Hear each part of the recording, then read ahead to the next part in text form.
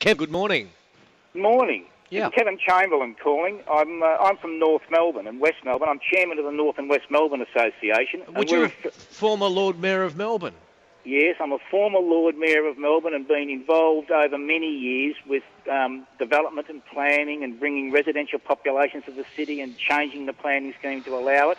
But I'm really worried about what's happening now, Darren, with the livability of Melbourne.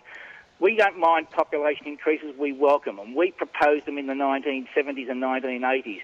But there's a real question now, Darren, about whether the livability of Melbourne's going to be as good as it could be. We heard from Peter before where there's one school proposed for Fisherman's Bend, but I'm talking about Docklands, the central city, the area near where I live. I live in North Melbourne, so I can speak about it well. And in North Melbourne and West Melbourne alone, where our council wants to increase the population by 80,000 people, the local school, I'm told by parents in North Melbourne, is already 200 over the quota. Where are the schools? Where's the parkland? Where's the infrastructure? Where are the roads? Where are the child care centres? The government and the councils are not doing enough to address this fundamental question, and if they don't, they will threaten the livability of Melbourne. Kevin, It's an interesting one. When you were on council and when you were planning doing the basic planning for let's say Docklands. Yep.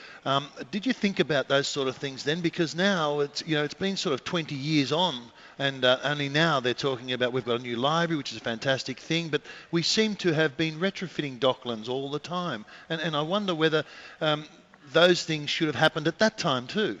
Look, that in itself is a great point too, because I was on the council in the very early days of talking about Docklands, and we talked about all that. Then there was a change of government, and they removed the council from the process totally. And it was basically a government body that did the planning, and they gave us what's there today. And now the City of Melbourne, to its credit, is now trying to retrofit it or fix it up, as you point out. And I think it's really bad. Let's not make that mistake again with Fisherman's Bend and the whole inner Melbourne area. Where's the social and where's the civic infrastructure? It's not there, and I think there's a real struggle for governments to afford to build schools. I'll tell you one thing, Kevin. Yep. I'm just going to ask Peter, because the framework plan that exists, Peter, for Fisherman's Bend, and albeit a framework plan at this point in time, does provide for those things. Yeah, it does. G'day, Kevin. If you have a look at the plan, and just anybody who's interested can just look on the whole plan of Fisherman's Bend on our website, which is the mpa.vic.gov.au. If you have a look at it, it does actually address the sort of things you're talking about, Kevin, probably better than we've ever done before, and certainly different to the way in which Docklands was rolled out.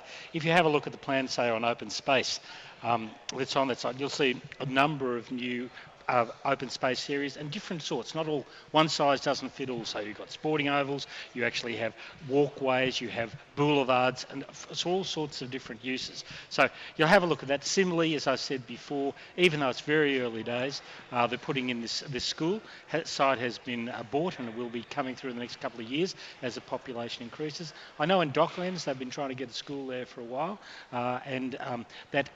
it's not finalised yet, but I know that they're working on it. There's another school being talked about in North Melbourne, as far as I understand it. So it's not really directly my issue.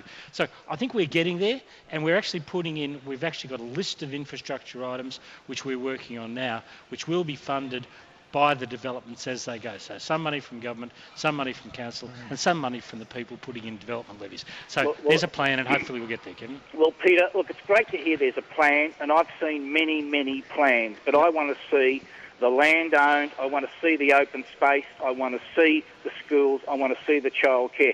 Look, in Europe, like in Hamburg, for example, you might be familiar with, Peter, They provided the infrastructure first. Now, you're saying it's on a plan. I know the state government doesn't have the money it used to have, or the council. They're really demanding. The land is now very valuable. You're not buying industrial sites anymore in Fisherman's Bend. You're buying sites that can accommodate multi-storey buildings, very valuable land, and it's a difficult call for the government. But in the other parts of the inner Melbourne area, outside of Fisherman's Bend, all I know is a commercial developer in North Melbourne offered a small school with a playground on the roof if he could build a 36-storey building, which is way over the limit. Now, we don't want to get into the poker game that planning sometimes becomes, where who can outbid Well, each what's happening, party. Kevin? What's happening, Kevin, now with Melbourne City Council? Do you think that they're performing in terms of their responsibilities, their planning responsibilities now? Do you think that that's what's happening? They're doing a good job? No, I think the council's planning powers have been reduced No, I significantly. didn't ask that. I'm asking you whether or not you think they're doing a good job. I think they're doing the best they can under the current circumstances because their planning powers have been reduced significantly because most of the buildings are over 25,000 square metres and are the responsibility of the Minister for Planning.